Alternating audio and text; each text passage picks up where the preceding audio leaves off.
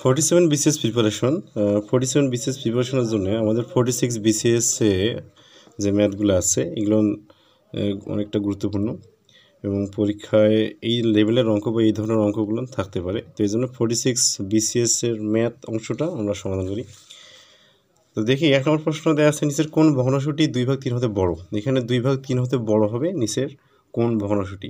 এখানে ভগ্নাংশ যখন তুলনা করা হবে তখন আমরা যে সিস্টেমটা করি যে এখানে হরের সঙ্গে লব এবং লবের সঙ্গে হরের যে গুণ, তো এখানে যে 2/3 সঙ্গে তুলনা করি প্রথমটা ক নম্বরটা 33/50, তাহলে কত হয় 50 দুগুণে 100 আর 3 33-এ গুণ করলে হচ্ছে 99। তো এটা হচ্ছে 99, এটা হচ্ছে কত 100, তাহলে বড় হচ্ছে এইটা 2/3 হচ্ছে কি কয়ের থেকে বড়, তাহলে এটা অ্যান্সার হবে না। পরেরটা যদি তুলনা করি 3 × 24 আর 11 দুগুণে 22, তাহলে বলছে কি কোন ভগ্নাংশটি 2/3 হতে বড়? তো গুণ করলে হয় 3 × 24 আর 11 দুগুণে 22, তাহলে অ্যান্সার হচ্ছে খ 8/11। তাহলে 2/3 অপেক্ষা বড় হচ্ছে ভগ্নাংশ 8/11, অ্যান্সার 8/11। এরপরে যাই 2 নম্বর প্রশ্ন, যে বার্ষিক 5% হার মুনাফায় 400 টাকার 2 বছরের চক্রবৃদ্ধি মূলধন কত? এখানে 2 বছরের চক্রবৃদ্ধি মূলধন বের করার কথা বলা আছে। আমরা 2 বছরের চক্রবৃদ্ধি মূলধনটা বের করব।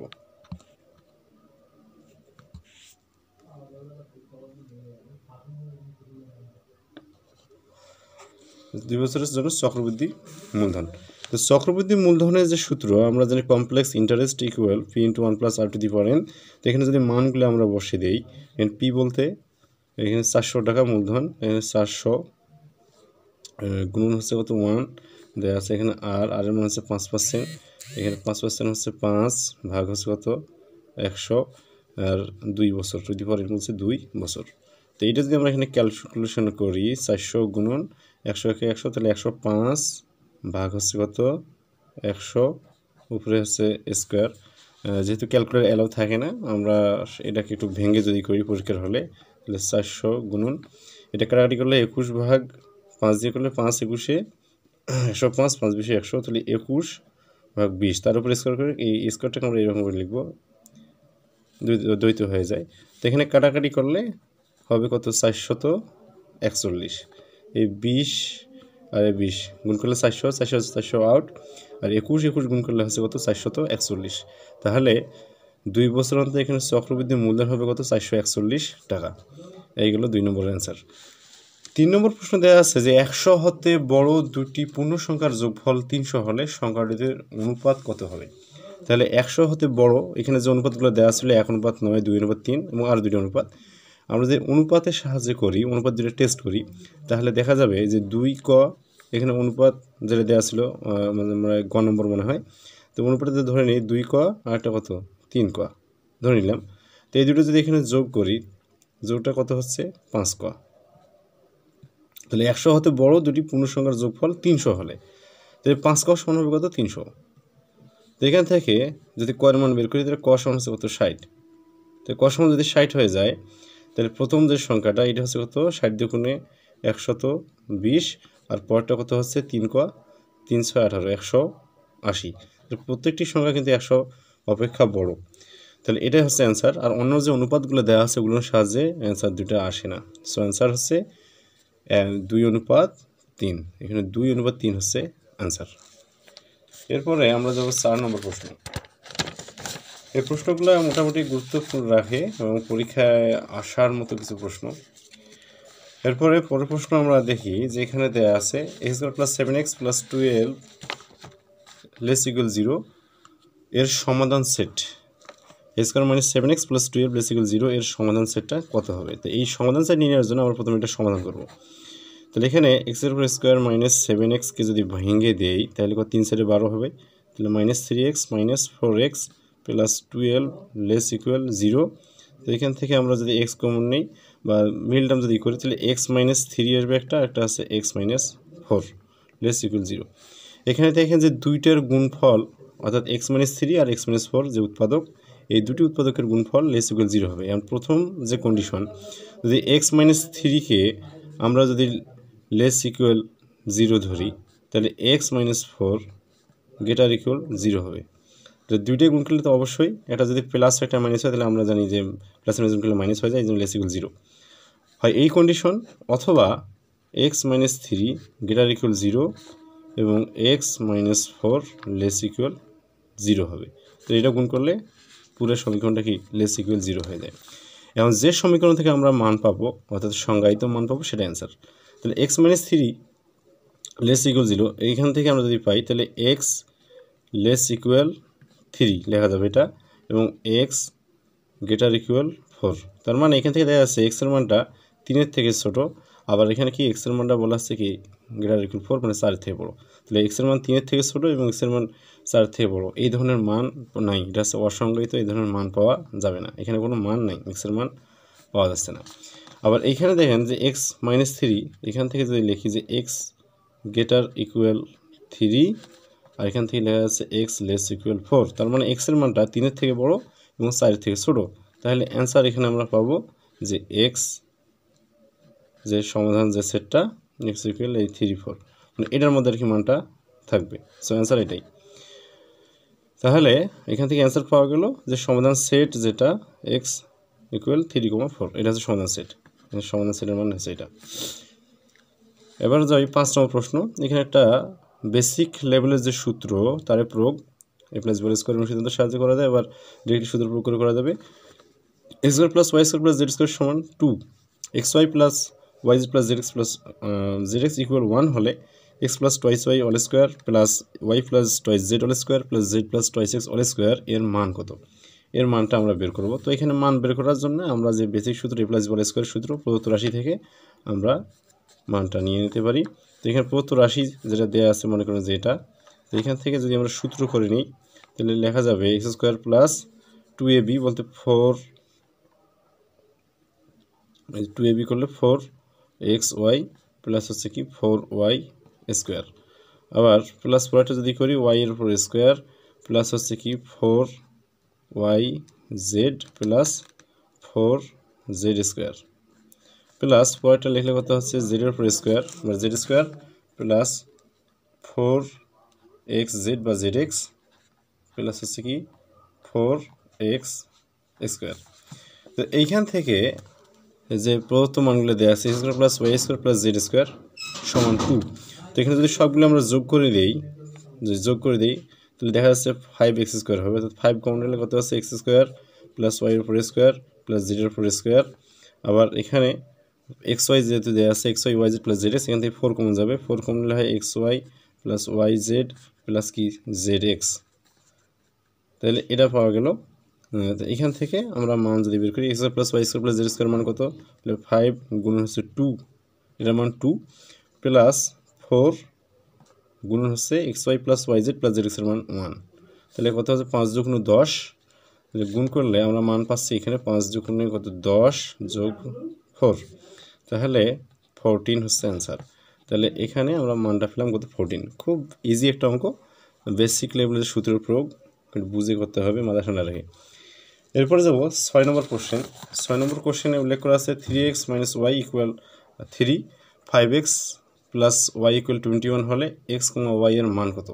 তো এখান থেকে যে বিষয়টা এই সমাধান করা অঙ্কের সমাধান করে যদি বের করতে যাই লেন্থি সময় বা সময়ের দরকার হয়, তো এগুলোকে শর্টকাটে করতে হবে অর্থাৎ অপশন টেস্টের মাধ্যমে। তো এখানে অপশন টেস্ট করলে অ্যান্সার হচ্ছে কত 36। 36 কীভাবে, যদি এই মানগুলো বসে দিই এখানে প্রথম সমীকরণে 36 জন্য যদি এখানে 3 আসে তাহলে 3 3 9 আর এখানে 6 ওয়াইয়ের মান, তাহলে 9 থেকে 6 বদলে কত হয় 3, তো মিলে যাচ্ছে এটা, আবার এটাও মিলে যাবে কত হয় 3 5 15, 15 আসছে এখানে ওয়াইয়ের মান 6 যোগ করলে কত হয় 21। তাহলে এই 3,6 এক্স ওয়াইয়ের মানের জন্য এখানে মান পাওয়া যাচ্ছে অর্থাৎ বাম পক্ষ সমান ডান পক্ষ মিলে যাচ্ছে। এটা হচ্ছে শর্টকাট সিস্টেম। পরীক্ষায় এই সমাধান করা অঙ্কগুলো শর্টকাটভাবে করতে ভালো লাগে বা ভালো হয়। এরপরে 7 নম্বর প্রশ্ন, এখানে দেওয়া আছে 1/2 গুণন 2 to the power x minus 3 plus 1 equal 5 হলে x এর মান কত? এখানে x এর মান বের করতে হবে। 1/2 গুণন 2 to the power x minus 3 plus 1 equal 5 হলে x এর মান কত? আমরা এখন অঙ্কটা করি। তো এখানে 2 টু দি পাওয়ার দেওয়া আছে, এটাকে যেহেতু গুণ করা দেওয়া আছে কত 2 এর সঙ্গে বা 2 to the power x minus 3 এর সঙ্গে, এটাকে আমরা যদি লিখি তাহলে লেখা যাবে 2 পাওয়ার ইনভার্স 1 গুণন 2 to the power x minus 3, এটা পার করে দিলে কত হচ্ছে, যেহেতু এটা গুণ অবস্থায় ছিল এর প্লাস 1 পার করে দিলে কত 5 - 1 সমান হবে এখানে 4। তো তো এইটা ক্যালকুলেশন করলে হচ্ছে কত, বেজ কমন যদি নিই আমরা, তাহলে এক্স মাইনাস থ্রি, এখানে minus one, base common power plus এটা হয়, তাহলে এটা সমান লেখা যাবে 4। তো উপরে লেখা যাচ্ছে এখানে 2 to the power x minus 4 equal 4, 4টাকে আবার লেখা যায় 2 স্কোয়ার। তাহলে যেহেতু ভিত্তি সমান হয়ে যাচ্ছে, তাহলে পাওয়ারের সমান এক্স মাইনাস 4 ইকুয়াল 2। এই যে ভিত্তি সমান হলে পাওয়ারের সমান হয়ে যায়, বেজের সমান। তাহলে এক্স মাইনাস 4 ইকুয়াল 2। তো এখান থেকে লেখা যাচ্ছে এক্স ইকুয়াল 4 প্লাস 2 ইকুয়াল হচ্ছে 6। So answer is 6। তাহলে এখান থেকে পেলাম এক্সের সমাধান হচ্ছে কত, 6, বা এক্সের মানটা পেলাম 6, সমীকরণের সমাধান। এখন 8 নম্বর প্রশ্ন দেওয়া আছে লগ রুট 8x ইকুয়াল 3 সমস্ত 1/3 দেওয়া আছে, 3/1/3 হলে এক্সের মান কত। দুটো আর কি সুযোগ লগারিদম থেকে দুইটা, একটা সুযোগ থেকে দিয়েছে, একটা লগারিদম থেকে দিয়েছে, বেসিক লেভেলের অঙ্ক। তো এখানে লগ রুট 8x ইকুয়াল গুণ করলে কত, 3 থেকে 9 10, তাহলে 10/3 এটা লেখা যায়। আবার এখান থেকে আমরা যদি এক্স সমান লিখি, তাহলে এক্স সমান হচ্ছে কি, এক্সের যে মানটা এক্স যদি এখানে চলক বিবেচনা করা হয়, তাহলে এই ভিত্তির উপর রাখি পরবর্তী যে সংখ্যা থাকবে সমান চিহ্নের, এটা পাওয়ার হয়ে যায়। তাহলে রুট 8 তার উপর পাওয়ার হচ্ছে কত, 10/3। তাহলে এটাকে আমরা এখন সমাধান করব। রুট 8 এটাকে আবার লেখা যায়, আমরা যদি লিখি, যদি 2 এর উপর ভিত্তি সিস্টেম করে দিই, যেমন এখানে বর্গমূল রাখি, তাহলে 4 দুগুণে কত হয়, 8 হয়ে যায়, 4 দুগুণে 8। তাহলে এখানে আমরা লিখতে পারবো 2 কিউব আকৃতিতে লেখা যায় রুট 8, 2 কিউবে এখানে 8 হয়ে যাচ্ছে। তাহলে এখানে ব্র্যাকেট থাকলো 10/3 সমান, এটাকে আবার লেখা যায়, ভিতরটাকে যদি লিখি 2 টু দি পাওয়ার, এই রুটের মানে হচ্ছে পাওয়ার হাফ, তাহলে লেখা যাবে কত, 3/2।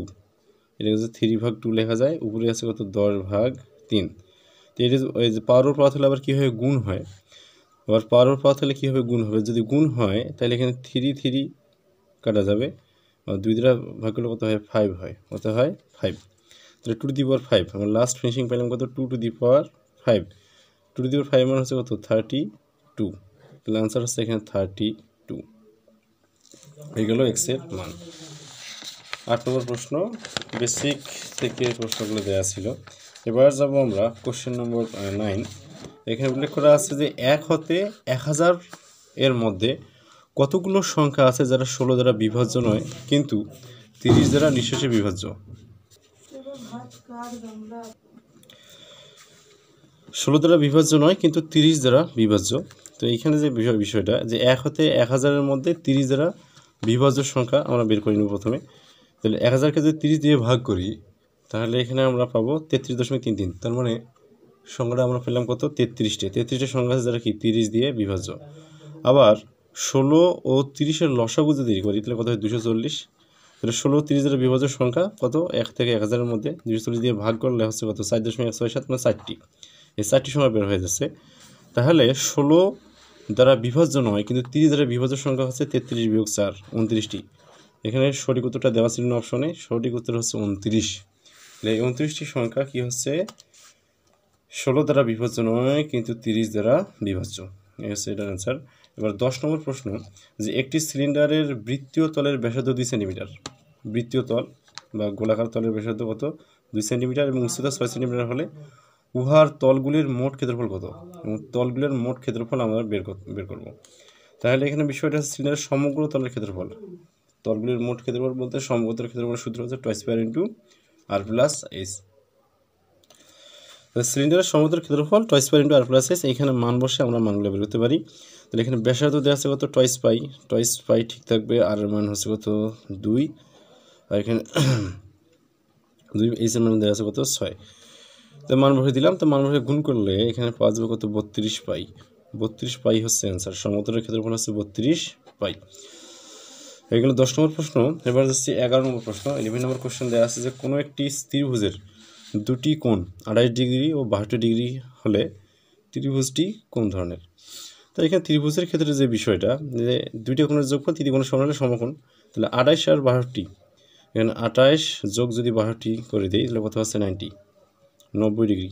তাহলে আয়টা কোণ অবশ্যই 90 ডিগ্রি হচ্ছে, তাহলে এটা হচ্ছে কি সমকোণী ত্রিভুজ, এটা সমকোণী ত্রিভুজ, সমকোণী ত্রিভুজ। এরপরে যাই 12 নম্বর প্রশ্ন, যে 4 সেন্টিমিটার বাহু বিশিষ্ট বর্গক্ষেত্র এখানে পরিলিখিত বৃত্তের ক্ষেত্রফল কত? 4 সেন্টিমিটার বাহু, তো এখানে একটা বর্গক্ষেত্র নেওয়া আছে, পরিলিখিত মানে এই যে বাড়িতে গিয়েছে, তো এখানে 4 সেন্টিমিটার বাহুটার দৈর্ঘ্য বর্গক্ষেত্রের। এখন বলছে যে বৃত্তের ক্ষেত্রফল কত। তো যখন আমরা এই বর্গক্ষেত্র অঙ্কন করি কোনো বৃত্তের মধ্যে বা পরিলিখিত হয়ে যায়, তখন এই বর্গের কর্ণ হচ্ছে ওই বৃত্তের ব্যাস। তাহলে বর্গের কর্ণ হচ্ছে কি ওই বৃত্তের ব্যাস। তাহলে বর্গের কর্ণ কী হবে? আমরা জানি কর্ণের সূত্র হচ্ছে √2 গুণন বাহুর দৈর্ঘ্য। তাহলে √2 গুণন হচ্ছে বাহুর দৈর্ঘ্য, এখানে 4, যদি গুণ করি তাহলে 4√2। 4√2 হচ্ছে কি কর্ণ, কার কর্ণ? বর্গের কর্ণ। আর বর্গের কর্ণটাই হবে কার? এই বৃত্তের ব্যাস। তাহলে ব্যাসও আমরা পেয়ে গেলাম কত? 4√2। তাহলে বৃত্তের ব্যাস যদি 4√2 হয়ে যায়, তাহলে ব্যাসার্ধ, আমরা জানি ব্যাসের অর্ধেক হচ্ছে ব্যাসার্ধ। তো এই ব্যাসার্ধকে বের করতে গেলে কী করতে হবে? ব্যাসকে 2 দ্বারা ভাগ করলে কত হচ্ছে? 2√2। 2√2 হচ্ছে বৃত্তের ব্যাসার্ধ। বৃত্তের ব্যাসার্ধ যদি 2√2 হয়ে যায়, তাহলে ক্ষেত্রফল হচ্ছে কি πr²। বৃত্তের ক্ষেত্রফল πr²। তাহলে পাই থাকলো, আর মানে হচ্ছে 2√2 তার উপরে স্কোয়ার করলে কত হয়? 2 দুগুণে 4, 4 দুগুণে 8, তাহলে 8 পাই। তাহলে অ্যান্সার হচ্ছে 8 পাই। তাহলে এখানে বৃত্তের ক্ষেত্রফল পাওয়া গেলো 8 পাই, এটা অ্যান্সার। এরপরে 13 নম্বর প্রশ্ন আছে কণিক নিয়ে। কণিক নিয়ে বলতে কণিককে সাজাইতে হবে, যে কণিক শব্দটির অক্ষরগুলো নিয়ে বিন্যাস সংখ্যা কত? প্রত্যেক পরীক্ষায় কিন্তু বিন্যাস আর সমাস থেকে প্রশ্ন থেকেই থাকে। এখানে বিন্যাস থেকে প্রশ্ন ছিল, এবং সামনে 47-এর জন্য বিন্যাস থেকে প্রশ্ন থাকতে পারে 100%, বিন্যাস এবং সমাস থেকে। কণিক শব্দটির অক্ষরগুলো নিয়ে বিন্যাস সংখ্যা কত? এখানে কণিকে দেখা যাচ্ছে কয়টা অক্ষর? 5টা, তার মধ্যে 2টা হচ্ছে সি। তাহলে ফ্যাক্টরিয়াল 5 ডিভাইড হবে কত? ফ্যাক্টরিয়াল 2 করলে কত হয়? 60। So answer is 60। যেহেতু বিন্যাস করতে বলছে এই জন্য ইজি, 5টার থেকে 2টা যেহেতু একরকম, এই জন্যে 60 কাটাকাটি করলে 60 হবে। এরপরে 14 নম্বর কোশ্চেন যাব। 14 নম্বর কোশ্চেন দেওয়া আছে, যদি a সমান x such that x হলো 5,7 দ্বারা বিভাজ্য সংখ্যা, x less than 150 হয়, তবে PA এর সদস্য সংখ্যা কত? PA বলতে পাওয়ার সেট, শক্তি সেট। PA এর সদস্য সংখ্যা কত হবে? তো এখানে যে বিষয়টা, যে এমন একটা সংখ্যা বলছে কি, যে সংখ্যাগুলো 5 এবং 7 দ্বারা বিভাজ্য, এবং কী হবে? Less than 150। তাহলে 5 7 দ্বারা বিভাজ্য বলতে 5 এবং 7-এর লসাগু নির্ণয় দিতে হবে। তাহলে 5 আর 7 যদি লসাগু নিই, 5 আর 7-এর লসাগু কত? 35। 35 দ্বারা বিভাজ্য সংখ্যা কত?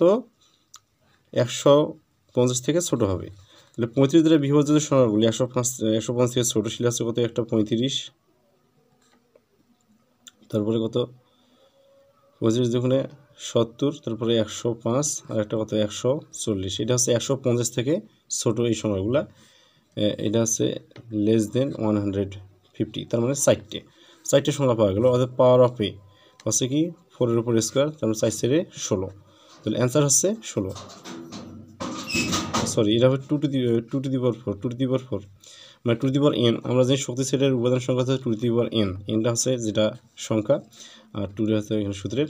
তাহলে 2 টু দি পাওয়ার n মধ্যে 2 টু দি পাওয়ার 4 = 16। তাহলে আনসার হচ্ছে এখানে 16। এবার 15 নম্বর প্রশ্ন, যে একটি থলিতে 5টি নীল, 10টি সাদা ও 20টি কালো বল আছে। দৈবচনের মাধ্যমে একটি বল তুললে সেটি সাদা না হওয়ার সম্ভাবনা কত? এই সম্ভাবনা থেকে প্রত্যেক পরীক্ষা প্রশ্ন থাকে, এবং সামনে 47 BCS থাকবে প্রশ্ন, লিখিত বন্ধ থাকে। এখানে দেওয়া আছে 5টি নীল, 10টি সাদা এবং 20টি কালো বল আছে। তাহলে এখানে মোট বল যেটা, মোট বল সমান 5 যোগ 10 যোগ হচ্ছে 20 সমান হচ্ছে কত? 35। এই 35টা হচ্ছে মোট বল। এখান থেকে দৈবচনের মাধ্যমে আমরা একটা বল তুলব, সেটা সাদা না হওয়ার সম্ভাবনা।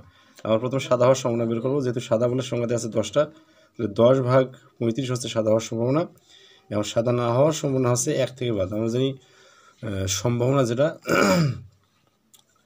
1 থেকে বাদ দিতে হয়। তাহলে 1 থেকে যদি আমরা বাদ দিই, 1 থেকে বাদ দিলে হচ্ছে কত? 35 থেকে 35, তাহলে 35 বিয়োগ হচ্ছে 10 ভাগ হচ্ছে 35, এগুলো হচ্ছে কত? 25 বিয়োগ 35, কাটাকাটি করলে 5 × 5 = 25, 5 × 7 = 35। অ্যান্সার হচ্ছে 5/7।